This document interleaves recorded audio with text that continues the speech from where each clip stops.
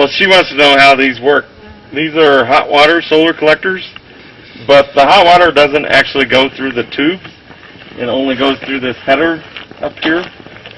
There's a copper fin that's in the evacuated tube, and the copper fin gets hot and goes up to a copper diode that's in this manifold, and the water, well, it actually is a water glycol mix, so we don't have to worry about it. It's a closed loop, so we don't have to worry about it freezing. But it goes up into this manifold and it takes the heat that way. So we have 30 tubes, and we have 3 arrays of 30, so we have approximately 90 tubes. That array has a couple tubes missing, but so there are these are actually made by Maxim, and they're evacuated tube solar collectors for hot water. So in wintertime when it snows, do they start steaming and snow melting off them and everything? Pretty much. It slides before it really steams.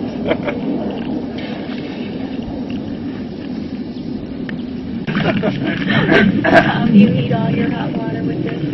Not all of it, but it does. In the summertime, it's probably almost all of it.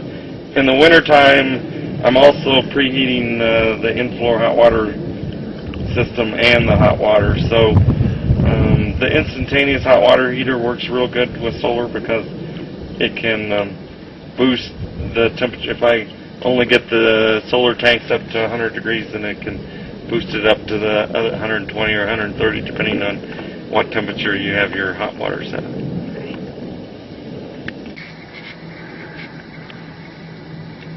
So how far are these from the house? They're about 150 feet. So does that take a pretty big pump then to circulate fluids down to them? Well, not really, because part of the idea of putting them downhill was hot water rises, and so they don't thermal siphon effectively fast enough to remove the heat, but we didn't have to put in a large pump. Certainly helps have the convection in the loop. Yeah. So this is a pretty complicated system with a lot of different pieces to it. How much time do you have to spend maintaining everything, keeping it all functional? Surprisingly, very little. I do come check on the status of the batteries occasionally, mostly for my own peace of mind. The thing that requires the most maintenance are the lead-acid batteries. There are batteries that are more expensive that are a lot less maintenance. You need to at least every 6 months, and it would be better if it was done every 4 months, to just add water to the batteries and check the oil on and water level in the generator. So really about 2 or 3 times a year. And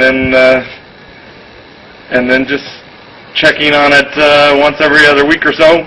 If I have a party or something, I'll run the generator just so that I don't worry about my guests leaving all the lights on and the TV on and the stereo on. And